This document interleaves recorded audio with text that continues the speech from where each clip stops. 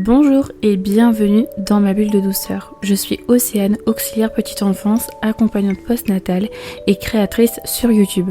Ici, je vous ouvre ma bulle pour partager des témoignages de parents et échanger avec des professionnels autour de la parentalité, que ça soit avec douceur, authenticité et bienveillance.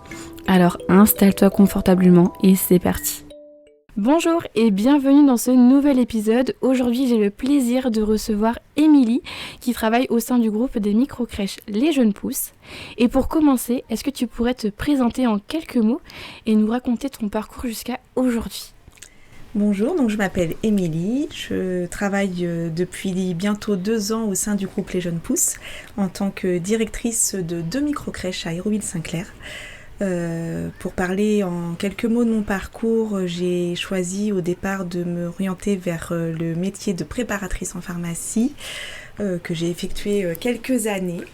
Et puis je me suis vite rendu compte que c'était pas ma recherche première parce que le contact humain, l'accompagnement humain me manquait.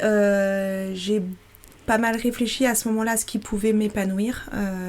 Et en fait, il se trouve que moi, dans ma famille, on a toujours été en lien avec les enfants. Ah ouais. Que ce soit ma maman qui est éducatrice, mon beau-père qui est éducateur, mon mari qui est éducateur. Donc voilà, j'ai toujours été baignée dedans et j'aimais en fait l'accompagnement des enfants. Donc du coup, je me suis interrogée et dirigée vers le métier d'assistante petite enfance dans un premier temps.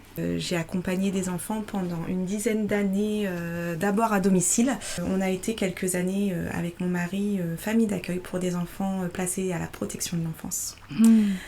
Voilà, donc c'était une super expérience, néanmoins une expérience qui n'était pas au bon moment pour nous puisque mon dernier avait 1 an à ce moment-là. J'ai trop vite rendu compte qu'un enfant pouvait être abandonné de son parent et se construisait sur cet abandon. Donc on a mis entre parenthèses ce projet que peut-être on refera un jour parce qu'on trouve que c'est un super beau métier. Et donc du coup il a fallu penser à mon avenir professionnel à moi. Et j'ai choisi de m'occuper d'enfants qui allaient mieux, donc en structure d'accueil petite enfance. J'ai travaillé pendant 10 ans au sein d'une micro-crèche en tant qu'assistante petite enfance. J'y ai passé ma VAE d'auxiliaire de puériculture qui m'a valu un poste d'adjointe. J'ai évolué vers un poste d'adjointe au fur et à mesure. On m'a confié de plus en plus de missions. Et puis quand j'ai fait le tour de la crèche dans laquelle je travaillais, avec qui j'étais moins en valeur sur la fin, j'ai choisi de travailler pour un autre groupe et je suis arrivée aux Jeunes Pousses depuis 2 ans. C'est un excellent parcours en tout cas ce que tu nous partages là. Et ça, en fait, j'ai l'impression que les enfants, ça fait partie en fait de ton aspect personnel, mais aussi sur le côté professionnel par la suite. Donc c'est vraiment génial. On sent que c'est quelque chose qui te fait vibrer au quotidien. Tu es devenue assistante petite enfance et très vite auxiliaire de puère. Tu parlais de la VAE. Il y a peut-être des personnes qui vont nous écouter et qui vont sûrement être intéressées pour savoir un petit peu comment se passe la VAE d'auxiliaire de puère. Toi, ça t'a pris combien de temps ? Est-ce que ça a été facile pour toi, la rédaction du dossier ?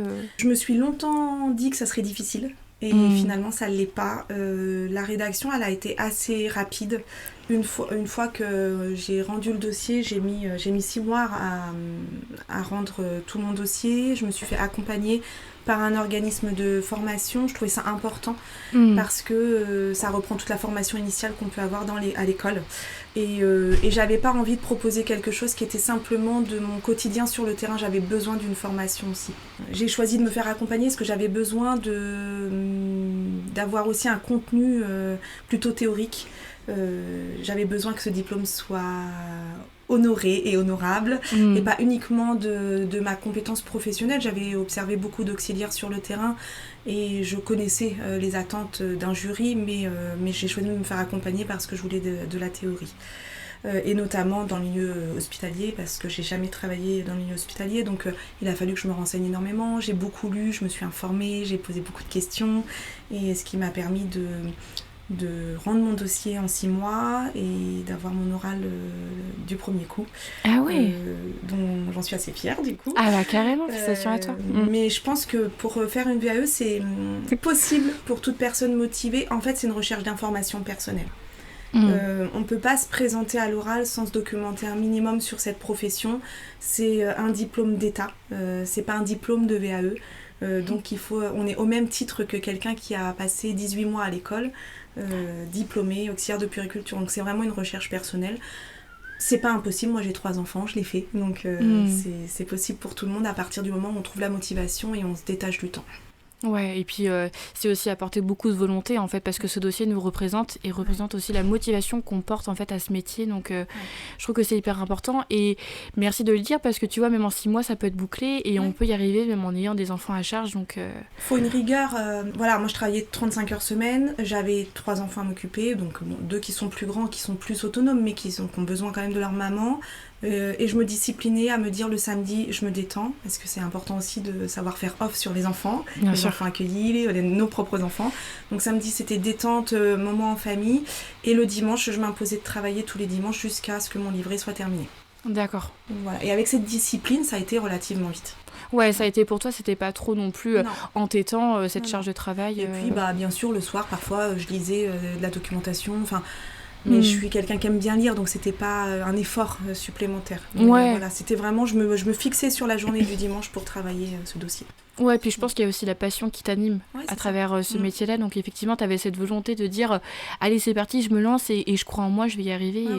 Et je pense que effectivement, tu parles de se documenter, de lire des ouvrages, écouter des podcasts aussi, mais tout ça, en fait, c'est vrai que ça aide énormément pour en fait remplir ce dossier-là. Et voilà, en tout cas pour les personnes qui nous écoutent, j'espère que ça vous apportera un petit brin de soutien pour la rédaction de ce dossier, si jamais vous l'envisagez.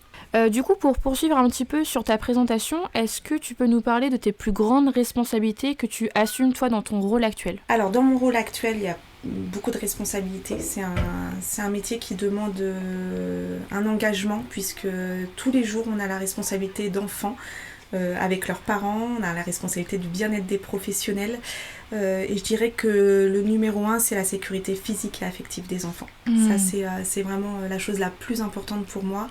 Et les professionnels le savent, c'est la sécurité des enfants, c'est très très important. Évidemment maintenir la cohérence entre ce que moi je peux annoncer aux familles lors d'un premier rendez-vous, quand je présente la structure, l'accompagnement des enfants de la part de l'équipe, il faut qu'il y ait une cohérence aussi avec ce que va proposer l'équipe sur le terrain. Donc ma responsabilité c'est de rendre ça vrai, auprès des familles, qu'elles puissent se rendre compte que c'est pas juste un discours mais c'est la réalité qui se passe pendant 3 ans d'accueil à la crèche. Et évidemment ma responsabilité numéro 1 également c'est le respect de la réglementation en vigueur puisque elle évolue en permanence, donc voilà, de continuer de m'informer régulièrement sur les réglementations qui sont actées et de les mettre en pratique au sein de la crèche. Donc là ça demande une communication directe avec les personnes qui sont au siège social des jeunes pousses, avec qui on communique régulièrement pour mettre en place rapidement la réglementation auprès des équipes, évidemment des familles. Ouais, parce qu'en fait, dans ton rôle de direction, du coup, si je puis dire, en fait, tu vas aussi accompagner du coup les parents, notamment sur les périodes d'adaptation où tu fais les premières rencontres, mais aussi, en fait, comme tu disais, la gestion de tes équipes, parce qu'au final, il faut que tes équipes se sentent bien, pour qu'elles puissent bien accompagner en fait les enfants par la suite.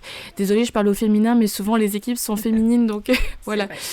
Et du coup, en fait, tout ça, en fait, ça va apporter en fait un bien-être indispensable en fait auprès des enfants, mais aussi du coup auprès des parents, parce qu'un enfant qui va bien, c'est des parents aussi qui vont bien. Donc en fait, ça va dans les deux sens. Et... Moi, c'est vraiment de faire respecter le triangle enfant, parents, équipe. Il faut que tout ça fonctionne. Exactement. S'il y a un élément qui fonctionne pas, ça peut pas marcher. C'est ça. Ça peut pas marcher, ça peut pas être cohérent, donc faut veiller vraiment à ces 3 pôles-là. Ouais, complètement. Et sans ça, sinon ça peut avoir en fait des complications par la suite et c'est pas ce qui est favorisé justement auprès de l'accompagnement des enfants. Effectivement. Et justement, par rapport à tout ça, comment toi tu gères l'équilibre entre les besoins des enfants, ceux des parents et ceux de ton équipe? Je dirais que la priorité, je la place toujours pour le bien-être de l'enfant, son développement. Je pense que c'est pour ça qu'on se lève tous les matins pour venir travailler à la crèche. Ensuite, je m'appuie beaucoup sur le projet pédagogique qu'on travaille avec les équipes. Et pour ça, il faut vraiment qu'il soit clair pour les professionnels. Donc, on a 2 journées pédagogiques par an. Et il y a au moins une des 2 journées où on travaille le projet ensemble pour déjà être sûr qu'il soit bien compris de chacune des professionnels et pouvoir le retranscrire après auprès des enfants. Beaucoup d'observations de l'enfant, c'est essentiel. Ouais. Ça c'est vraiment important, mais l'observation des familles, de leurs besoins, parce qu'il y a des familles qui vont pas forcément avoir l'envie de venir se confier. Alors Non pas qu'on soit là pour écouter les confidences de chaque famille, on est là dans le respect de chacun, mais parfois il y a des familles il faut que je sois attentive à la famille qui va avoir du mal à parler d'une situation qui va être en lien avec son enfant. Et voilà, en quelques mots, ça peut dénouer une situation et on peut comprendre peut-être un mal-être de l'enfant à ce moment-là parce que la famille va rencontrer une difficulté. Donc moi, mon travail, c'est d'être dans cette observation-là, pardon. Et par exemple, la porte de mon bureau, elle n'est pas fermée. Ça me permet, en fait, quand les parents arrivent et repartent, de dire bonjour, évidemment, c'est un minimum de politesse de la part de la directrice, et puis d'accrocher toujours quelques phrases. D'être disponible pour les familles, d'observer également l'équipe. Parce que ça, les professionnels, elles ont besoin aussi d'être écoutées, entendues et soutenues. Donc elles savent que tous les jours, je passe les voir pour savoir comment ça va. Ouais. Et je passe du temps avec elles avant de me mettre à travailler sur mes tâches administratives. J'essaie de créer un maximum un climat de confiance entre chacun, en étant moi-même transparente sur les difficultés que je peux rencontrer. Enfin, j'ai beaucoup de communication avec l'équipe. Je pense une écoute active. Ça, c'est un point essentiel. Parce qu'on peut écouter, mais si on ne le fait pas activement, ça ne sert pas à grand-chose. Bah, exactement, ouais. Et puis, c'est surtout qu'elles ont besoin, en fait, les professionnels de la petite enfance, souvent d'être entendus, soutenus et valorisés dans leur quotidien. Et... C'est un métier difficile, qui a beaucoup de responsabilités, parce qu'on parle de celle de la directrice, mais la leur, au quotidien, elle est très importante. Et ça, il faut l'entendre. Les soutenir dans leur quotidien aussi parce que c'est un métier fatigant qui demande une hypervigilance de tout instant. Elles doivent avoir les yeux partout, tout le temps, être disponibles pour beaucoup d'enfants en même temps. Donc ça demande de sacrées compétences et ne serait-ce que de leur dire qu'elles font un super boulot, c'est déjà c'est une bonne journée pour elles, quoi. Ah bah carrément. Et tu vois, je trouve que le fait que tu les accompagnes, tu vois, juste en demandant comment elles vont, tu vois, c'est vraiment des choses, on n'y pense pas, mais c'est tellement important pour les professionnels. C'est aussi de savoir que la direction est là et qu'en fait elles sont entendues sur tout ça et qu'elles ont aussi cette liberté de pouvoir s'exprimer et ça c'est top. C'est ça. Moi j'attends pas qu'on me dise tous les jours je vais bien parce que je sais que quand je pose la question je vais pas forcément avoir ce retour là et il faut que je sois préparée à je vais moins bien aujourd'hui. Et dans ce cas-là, elles savent très bien qu'on ne passera pas la journée si elles me disent je vais pas bien aujourd'hui. On prend un temps à discuter de ce qui ne va pas, essayer de changer. Alors, j'ai pas toujours de solution miracle. Bien sûr. Je peux pas toujours changer la problématique. En revanche, je suis là, j'écoute, j'entends, je note et j'essaie dans la mesure du possible de changer ce qui ne va pas aller. C'est ça, et déjà rien que tu vois d'être entendu, des fois ça peut aussi dénouer le problème lui-même en fait. Et souvent les personnes elles ont les clés en elles, mais juste des fois de parler, parce que souvent je trouve que comme dans notre monde d'aujourd'hui, on a un besoin de parler, mais sauf que des fois on sait pas qui on peut avoir en face pour tu vois montrer un peu notre vulnérabilité. Et je trouve que quand l'environnement est propice à pouvoir justement mettre des mots sur ce qu'on ressent, je trouve que c'est tellement important. Donc c'est très bien ce que tu fais, j'espère vraiment que tu es consciente de tout ça, c'est vraiment chouette. Et même aussi de laisser tu vois, la porte ouverte pour ne serait-ce que dire bonjour aux parents. Toi, tu me fais part en fait que pour toi ça coule de source, mais c'est vrai que tout le monde ne pourrait pas avoir cette optique-là, et je trouve que c'est tellement important de le mentionner là, parce que ça rassure aussi les familles et de se dire que malgré tout en fait la direction reste toujours en fait à disposition quand ils ont besoin. Donc faut pouvoir leur laisser un accès. C'est vrai qu'une porte fermée, peu de parents vont s'autoriser à l'ouvrir. Ou de toquer par peur de déranger. Se dire bonjour, échanger 2 mots, ça prend peu de temps et c'est aussi le démarrage de la journée de l'enfant. Donc, c'est ça. Avant qu'il rentre dans la crèche, que la directrice ait le temps d'échanger avec sa famille, c'est hyper rassurant pour un enfant. Et c'est important aussi pour les professionnels de voir qu'on ne se cache pas dans un bureau. Parce que notre travail, c'est pas que ça. Et bien sûr, il y a une partie très importante administrative, c'est essentiel. Mais je dirais que pour moi, le plus important, c'est d'être auprès des équipes et des familles. Ah bah tout à fait. Et justement je voulais savoir, est-ce que tu as un temps pour la direction et un temps sur le terrain ou pas ? Alors c'est pas, j'ai pas de journée type, c'est vraiment en fonction des besoins. Là, principalement je suis en renfort le midi quand il y a des besoins ou sur un remplacement de professionnel, ou parfois je suis pas prévue mais j'y vais quand même parce que j'ai besoin de voir les enfants. Mais je suis pas encore, je fais pas encore partie de ce genre de directrice à dire moi j'y arrive plus du tout. Ça peut, ça peut être normal en fonction d'un certain nombre d'années. Moi, je pense que pour accompagner des équipes, il est vraiment essentiel et important de voir comment ça se passe sur le terrain. Et pour ça, il faut y passer du temps. Par contre, j'ai pas de journée type. Ça va vraiment dépendre. Parfois, j'ai des journées très importantes au bureau et je vais pas y passer très longtemps. Parfois, je vais y passer la demi-journée parce que mes tâches sont remplies. Et voilà. et ça me permet aussi de soulager l'équipe. Je trouve ça assez angoissant d'avoir toujours la même journée, donc ça me va très bien ce poste parce que je sais que le matin quand j'arrive, je peux très bien me dire ce matin je fais telle et telle chose au bureau, et puis finalement il va y avoir besoin de moi sur le terrain pour X raisons. Mais j'aime bien en fait l'imprévu et l'adrénaline de la journée, donc ça me va parfaitement. Ah ouais, d'accord, tu vois. Tant mieux, parce que c'est vrai que des fois on peut... y a des cas de figure qui peuvent où on n'est pas forcément à l'aise. Et ça, c'est vrai que c'est... Après, j'ai des obligations, parfois. C'est ça. Quand les pros me disent j'ai besoin de toi sur le terrain et moi j'ai des urgences au bureau, il me faut un petit temps quand même pour organiser ma journée. Là, j'ai un petit coup de stress. Ça peut arriver en fonction de ce que j'ai de prévu. Mais la majorité du temps, non. Enfin, j'arrive à gérer les priorités. Donc, ou alors, je vais leur dire, vous me laissez 1 heure, je fais ça, ça et ça. Et dans 1 heure, je suis pour vous. Ok. Mais après, j'ai aussi des équipes extrêmement matures. J'ai beaucoup de chance sur Emily. Ah ouais, super. Parce qu'elles sont autonomes. J'ai la chance d'avoir une éducatrice de jeunes enfants qui m'accompagne au quotidien et qui est hyper disponible pour les équipes. Donc, on a cet équilibre qu'on a trouvé. J'ai 2 crèches. On a une auxiliaire par crèche, une assistante petite enfance et une JE. Donc, c'est top, quoi. Ah ouais, franchement, c'est trop bien. Ah bah ouais, non, c'est ce que j'allais dire. Ah, c'est vraiment génial. Très chanceuse. Ouais, carrément.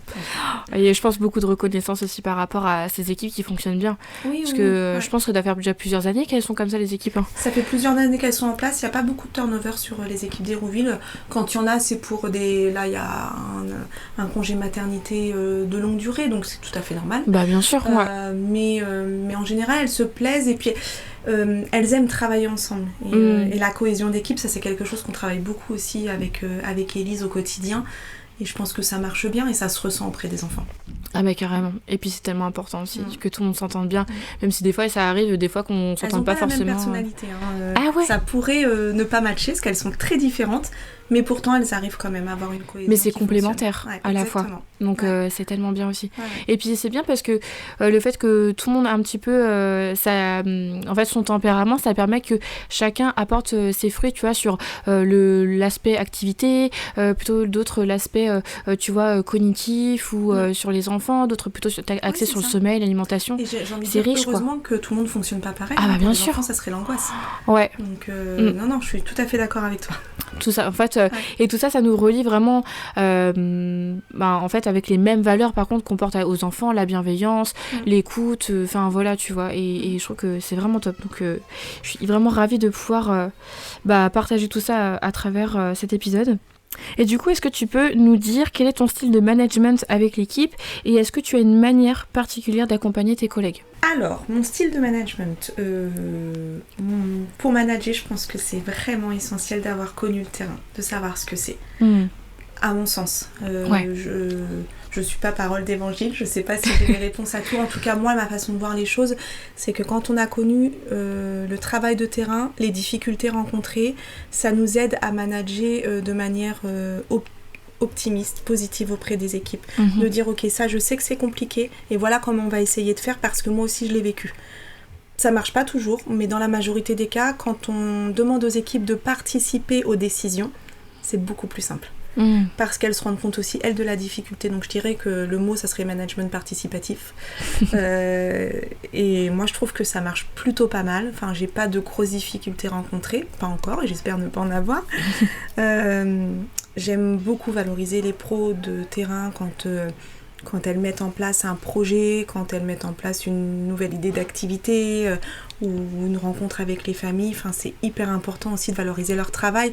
Et on a l'habitude aux jeunes pousses de célébrer l'entrée à l'école par la Gradation Day. Je ne sais pas si tu connais un petit peu cet événement. Et c'est vrai que tous les ans, on demande à une professionnelle si elle souhaite porter ce projet. Et ce jour-là, moi, j'hésite pas à mettre en valeur son travail, évidemment accompagnée de l'équipe parce qu'elle n'est pas seule, mais c'est le projet qu'elle a porté.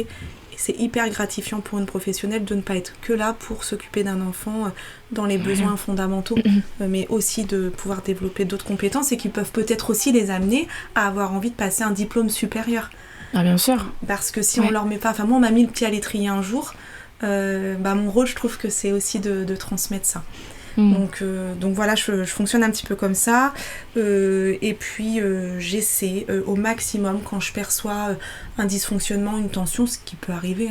Bien sûr, on reste humain. Voilà, on reste humain, on peut pas dire que c'est parfait, ça serait mentir, mais par contre je reste pas une journée avec une tension. S'il y en a une, généralement, on se parle dans le bureau, on essaie de comprendre pourquoi. Et très très souvent, je dirais presque à chaque fois, après une discussion, la tension elle est redescendue. Il n'y a pas toujours la solution de trouver, c'est ce que je disais tout à l'heure, mais la tension elle est déjà redescendue, donc ça aide aussi à aller de l'avant. Et puis accepter qu'une professionnelle ne travaille pas comme une autre, qu'on a le droit de ne pas être d'accord, mais par contre il faut respecter d'une part le projet pédagogique et se respecter soi. Ouais. Donc voilà, j'essaie de fonctionner comme ça. Pour l'instant ça fonctionne plutôt bien. En tout cas c'est un management que tu partages là, moi je l'apprécie énormément parce que moi je parle plutôt de ma casquette en tant qu'auxiliaire petite enfance, donc salarié.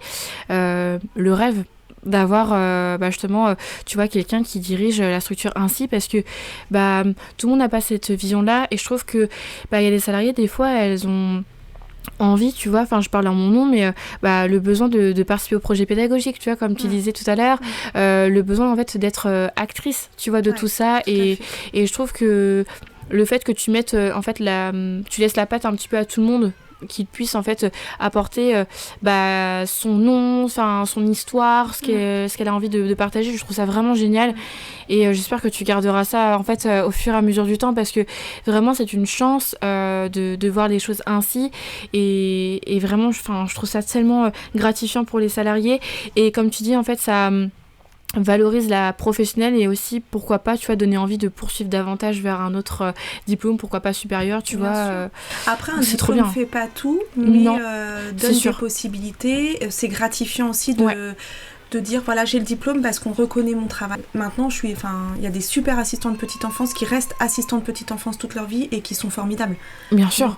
Donc c'est pas un problème de diplôme. Par contre, avoir de l'ambition. Enfin moi je travaille beaucoup à ce que les filles continuent d'avoir de l'ambition et continuent d'avoir envie de continuer de progresser, de pas s'asseoir sur quelque chose et de faire sa petite routine. Ça peut être assez, je suis en train de chercher mon mot, mais ça peut te tuer un peu dans ton travail à petit feu. Je pense qu'il faut vraiment avoir cette envie-là de continuer d'évoluer. Maintenant, je respecte évidemment tout le monde. Quelqu'un qui me dit, moi, j'ai absolument pas envie d'évoluer, je me sens très bien comme ça, bien entendu.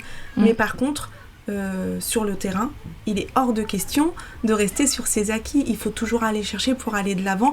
On sait très bien que l'accueil du jeune enfant, il évolue tout le temps. Bien sûr. Donc c'est très important d'évoluer avec. Une professionnelle qui a 25 ans d'expérience et qui n'a pas envie d'évoluer, elle ne va pas se retrouver dans les pratiques des professionnels d'aujourd'hui qui viennent tout juste d'être diplômés. Donc forcément, c'est à ce moment-là que les tensions, elles arrivent. Il faut qu'on arrive à grandir ensemble, quoi. Et à accepter de se remettre en question. Même moi, ce que je te dis aujourd'hui, ça se trouve, je te le dirai pas dans 10 ans. Bah oui, mais c'est clair. Mais par contre, j'ai pas du tout envie d'être ce genre de directrice avec une information descendante. Vous appliquez, c'est moi qui ai raison. Je trouve que ça n'a pas de sens et c'est pas constructif. On le construit ensemble. Et je pense que vraiment pour le voir au quotidien, alors moi ça fait à peine 2 ans que je suis là, mais je commence à voir les prémices de choses qui fonctionnent, donc je suis plutôt contente. Effectivement que le diplôme ne définit absolument pas la personne, et aussi ni même la volonté, tu vois, qu'elle peut porter en fait sur son métier, et comme tu dis en fait c'est totalement important, tu vois, de se nourrir de toutes ces nouveautés, parce que les neurosciences aussi avancent. Il y a des choses qui sont sorties tu vois, auprès du jeune enfant, et si on s'acclimate pas forcément à ces nouveautés, des fois on peut être dans l'incompréhension, tu vois, vis-à-vis de l'enfant. Donc trouver une concordance en fait entre la perception de quelqu'un et la perception de l'autre, des fois c'est pas toujours évident, mais réussir à trouver, tu vois, un juste milieu, ça prend du temps des fois, mais c'est totalement possible quand on veut en fait, en priorité, remettre le besoin de l'enfant en priorité. Du coup, j'en viens à parler de tes valeurs. Est-ce que tu peux nous dire quelles sont les valeurs les plus importantes pour toi dans l'accompagnement de la petite enfance ? Donc mes valeurs, je m'appuie beaucoup sur la charte nationale d'accueil du jeune enfant, ainsi que le soutien à la parentalité, qui représente les valeurs avec lesquelles je suis complètement en accord et qui sont là au quotidien pour me rappeler pourquoi je viens travailler auprès des enfants. L'attention et la bienveillance portée à chaque enfant sans aucun jugement de valeur, justement sur qui ils sont, leur éducation, leur religion, leurs croyances. Voilà, on doit accueillir chaque enfant de la même manière. Je mets vraiment un point d'honneur, et les filles le savent, pour accueillir les enfants sans aucun jugement. Et évidemment, la famille. C'est-à-dire qu'on essaie tant que possible de ne jamais parler de la famille devant l'enfant quand on a quelque chose qui nous interpelle. C'est vraiment important. On a des temps de réunion pour ça. On peut en échanger ensemble parce que parfois on peut rencontrer des situations. Mais c'est vraiment une valeur primordiale parce que les enfants, ils sont pas accueillis à la crèche pour se faire juger sur qui sont leurs parents, comment ils sont éduqués. Et on doit être professionnel de la petite enfance du début à la fin de la journée. Donc humainement, on a le droit d'accrocher avec une famille plus qu'une autre. Ça, on peut pas se refaire. Par contre, professionnellement, c'est quelque chose qui peut pas exister. Et alors ça, c'est un travail de tout instant hein, parce que le côté humain revient vite. Mais justement, ça, c'est mon travail, c'est celui d'Élise, ma collègue éducatrice. Et c'est un lourd travail, mais on va y arriver parce que ça a une grande importance. Et la sécurité affective, avec des rituels, un environnement de confiance, un environnement rassurant, c'est essentiel pour les enfants. Bien sûr. Mais en tout cas, je trouve que ça coïncide vraiment en fait avec l'accueil du jeune enfant et je trouve que c'est tellement important que tu abordes ces points-là. Du coup, pour continuer, on arrive bientôt à la fin de cet épisode. Est-ce que toi, tu as des projets ou des envies d'évolution dans ton métier ? Alors pour l'instant, j'ai pas de projet particulier. Envie d'évolution, je pense toujours. On a toujours envie d'évoluer. Enfin, moi, je fais partie des gens qui ont toujours envie d'évoluer. Là, si je réponds à chaud comme ça, je dirais accompagner les professionnels dans la formation. J'aime bien transmettre mon savoir. Ouais. J'ai pas spécialement envie d'un diplôme supplémentaire, bien que pourquoi pas éducatrice de jeunes enfants. Mais ça serait juste pour ma satisfaction personnelle, parce qu'en soi, ça changerait pas mon travail aujourd'hui, si ce n'est avoir plus de connaissances encore. Ouais. Mais voilà, ce que j'aime le plus faire, je crois, c'est transmettre les choses aux professionnels d'aujourd'hui, qui sont un petit peu plus jeunes que moi, parce que je ne suis plus toute jeune. Moi, je te trouve jeune, hein, je fais une petite parenthèse, mais... Et bien plus que ça. Passer le relais pour la génération qui arrive et ce que moi, j'ai pu apprendre de mon expérience auprès des enfants. J'aime bien transmettre. Et puis, dans très lointain, j'aime beaucoup accompagner les enfants avec des particularités. J'ai vraiment une appétence pour tous ces enfants qui ont besoin d'une attention particulière. Donc voilà, dans les évolutions possibles, c'est des choses qui pourraient me traverser l'esprit. En tout cas, c'est super intéressant et on verra ce que l'avenir pourra te réserver. C'est vrai qu'il y a encore plein de choses, tu vois, sur lesquelles on peut encore tâtonner, où on sait pas trop. Et au final, des fois, l'avenir, elle fait bien les choses par rapport à ça. Et je trouve que c'est toujours chouette de garder des ambitions, tu vois, qui nous motivent en fait au quotidien. Donc, c'est super chouette. Et j'aime bien poser cette question. Quelle est la chose la plus gratifiante dans ton métier aujourd'hui ? La récompense d'avoir un enfant heureux. Ça, c'est vraiment gratifiant. C'est, je crois, la plus belle récompense qu'on peut avoir. Quand, lors des Gradation Day, les parents viennent nous dire les 3 années vécues à la crèche et que c'est positif, moi, ça me suffit, en fait. Je me dis que j'ai tout gagné. Une famille en confiance. Une famille en confiance, c'est vraiment important. Dès le départ, dès le moment de la familiarisation, j'essaie d'installer un climat de confiance. Alors, parfois, c'est un peu plus long. Mais je crois qu'on peut pas faire grand chose sans climat de confiance, donc ça j'attache pas mal d'importance à ça et évidemment une équipe épanouie. Enfin, sans équipe on n'est rien. C'est elles qui font tout le travail au quotidien. Donc voilà, il y a des petites choses de mise en place pour quand il y a des coups de mou, on met des petites choses en place pour rebooster l'équipe. Une petite sortie au restaurant ou des croissants le matin. Enfin, il y a toujours des petits moments où on se fait plaisir pour se rebooster un petit peu, parce que c'est pas un métier facile, mais ça vaut le coup. Et moi, savoir que j'ai participé à cet équilibre, ça me suffit en fait. Ah bah carrément. Puis tu vois, des fois c'est des petits bonheurs au quotidien qu'on se rend pas forcément compte, mais des fois quand tu vois on n'est pas trop bien, juste de voir un sourire, tu vois, sur le visage des parents, sur le visage des enfants, ou une pro, tu vois, qui remercie, en fait, des fois ça peut nous refaire la journée. Enfin vraiment c'est des petits bonheurs. Les petits mots des parents à la fin de l'année qui sont toujours hyper touchants, avec le prénom de chacune d'entre elles. Alors il y a même très souvent un mot pour la directrice et je m'y attends jamais, donc je trouve ça toujours hyper touchant et voilà, moi ça me refait ma journée, je suis très, très contente de mon travail, enfin je me suis pas encore lassée de tout ça donc... Tant mieux en tout cas, mais c'est vrai que ça doit toujours être émouvant fin d'année comme ça, quand on sait qu'on les a connus tout petits, les bébés, et puis après ils rentrent à l'école, c'est vrai que ça fait toujours un petit quelque chose. Et de savoir qu'ils se rappelleront pas de nous, ça c'est difficile. Oui, c'est ça, parce qu'ils ont pas encore la mémoire. Et pour finir cet épisode, est-ce que tu as un conseil à donner à une auxiliaire de puériculture qui, elle, voudrait un jour diriger une structure ? Alors, le conseil que je pourrais donner, je dirais de prendre des responsabilités progressivement, à mon sens. Pareil, c'est que mon expérience, en tout cas moi, elle m'a été favorable, de pas vouloir brûler les étapes, c'est-à-dire de commencer à prendre la responsabilité d'une référence technique ou du classeur sanitaire, accompagné de l'infirmière, enfin, petit à petit, travailler sur le terrain avant de vouloir à tout prix vouloir diriger une structure.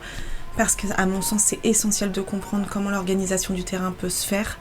Voilà, quelques années. Et puis progressivement, avoir de plus en plus de missions jusqu'à se sentir prête pour remplir cette mission de directrice. Parce qu'il y a énormément de bons côtés. C'est très gratifiant. Et puis, il y a toute la lourdeur aussi des responsabilités qu'il faut savoir assumer au quotidien. Ouais. Et ça, il faut avoir les épaules solides. Il faut avoir une organisation bien façonnée. Mais voilà, tout le monde en est capable à partir du moment où on ne veut pas trop brûler les étapes, je pense. En tout cas, merci pour ces mots qui va conclure tout ça. Je pense que ça va sûrement vous rassurer si vous êtes dans cette optique de vous lancer dans un poste de direction, parce que c'est vrai que parfois on ne trouve pas forcément des témoignages comme celui-ci. Donc merci beaucoup Émilie de nous avoir partagé d'une part ton métier d'auxiliaire de puériculture, mais à la fois ton côté dans la direction, comment toi tu travailles. Je pense que ça va être une lueur d'espoir, mais aussi une aide qui va être agréable pour de nombreuses professionnels. Donc merci énormément d'avoir accepté de participer à cet épisode. Et puis en tout cas, je te souhaite vraiment le meilleur. Garde tout ce que tu as, toutes ces belles qualités qui font de toi aujourd'hui la professionnelle que tu es. Merci beaucoup et je te souhaite plein de belles choses pour la suite. Merci, je te retourne le compliment. Merci à toi. Au revoir. Merci d'avoir écouté cet épisode de Ma Bulle de Douceur. J'espère que vous avez apprécié cet échange. N'hésitez pas à partager votre avis sur cet épisode. Cela me fait toujours plaisir de vous lire. Et si vous souhaitez participer au podcast et partager votre expérience, le formulaire est disponible dans la description. Et si vous avez besoin d'un soutien postnatal autour de différents sujets, vous trouverez également le lien pour prendre rendez-vous dans la description. À très vite pour un nouvel épisode et surtout, prenez soin de vous.